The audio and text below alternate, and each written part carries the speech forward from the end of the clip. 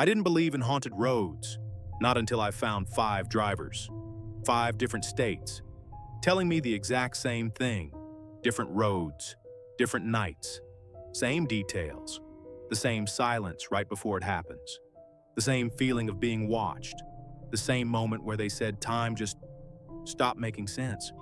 None of them knew each other. None of them had heard each other's stories. But every single one said the same thing before hanging up the phone with me. I'll never drive that road alone again. Stick around for story number 4. It still doesn't have an explanation, not even from the police. If you've ever driven alone at night and felt like something was off, you're going to want to hear this. These are the stories people tell about 5 roads across America. Road 1, Clinton Road, New Jersey. Mark was driving home from a late shift. Nothing unusual, just trees, fog, and his headlights cutting through the dark. Clinton Road is already known for one thing: no cell signal, for miles. About 10 minutes in, he noticed something wrong. His gas gauge was dropping, fast, faster than it should. He glanced at the mirror, just to check. There was someone in the back seat. Yeah, that's my sign to turn the car around and move to another state. He swore he'd locked the doors. He didn't look again. He just drove, faster, eyes forward. When he finally reached a gas station 20 minutes later, the back seat was empty, but there were wet footprints on the seat, not the floor. He still can't explain how they got there. A second driver, years earlier, reported almost the exact same night, same road, same time, same gas gauge dropping for no reason. She said a figure stepped into the road. She swerved. She swore she hit nothing, but when she got out to check the car for damage, there was a handprint on the trunk, facing outward, like something had been sitting on it, watching the road behind her. She never drove that road again. Would you have stopped to check, or just kept driving? Road 2, Clark Memorial Bridge, Tennessee. Jason was driving home from a party. Empty roads, quiet night, nothing to worry about. As he crossed the old bridge, his radio started cutting in and out. Static, then silence, then a voice. Not words, just breathing. He said it sounded close, like it was sitting right behind him. He turned the radio off completely. It came back on by itself. Nope, absolutely not. I'd be out of that car and running. His headlights flickered, once, twice. On the third flicker, there was a woman standing in the middle of the bridge. He slammed the brakes. When the lights came back on, she was gone, but his engine had stopped completely. Dead. In the middle of the bridge, at 2 a.m. It took 11 minutes to start again. He never found out why. Road 3, Route 666, now Route 491. They renamed this road because of how many crashes happened on it. Officially, that's just statistics. Unofficially, locals say something walks along it at night.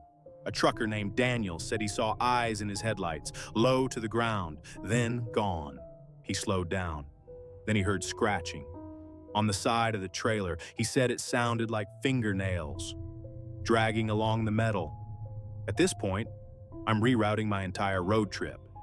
He didn't stop to check. When he finally pulled into a truck stop hours later, he found scratch marks, deep ones, running the entire length of the trailer. No animal could reach that high. Look closely at that detail, because it's the same detail that comes back later. Road 4, the most unexplained case. This next one still doesn't have an explanation, not from police, not from anyone who's looked into it. A woman named Sarah was driving down a quiet back road in Ohio. She passed a mile marker. A few minutes later, the same mile marker again. She figured she was seeing things. She kept driving. The same mile marker. A third time. Did you notice the pattern yet?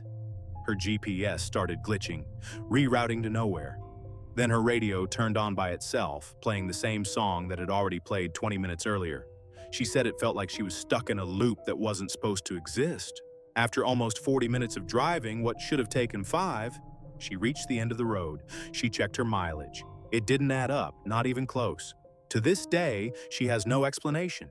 Neither does anyone she's told. If your GPS did that to you at 2 a.m., would you keep driving or pull over and wait for sunrise? Road 5, Skinwalker Stretch, Utah backroads. A man named Tyler was driving through a remote stretch near reservation land. Locals had warned him. He didn't listen. At first, it was just static on the radio, then the dashboard lights flickered, then his dog, sitting right next to him, started growling at nothing. My survival instincts just unplugged themselves. The growling got worse the longer he drove. Then the dog went silent. Completely silent. Frozen, staring out the window. He looked. There was something running alongside the car, matching his speed exactly. Not a coyote, too tall, moving wrong. He hit the gas. It kept pace. Then, without warning, it vanished.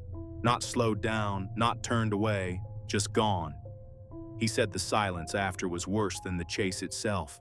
5 roads, 5 states, 5 people who never met each other. But the details keep repeating. Radios turning on by themselves, figures that vanish without a trace, time and distance that stop making sense. And every one of them said the same thing before they hung up. I'll never drive that road again, that road. Maybe it's coincidence.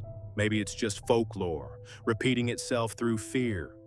Or maybe some roads remember the people who use them and don't like letting go.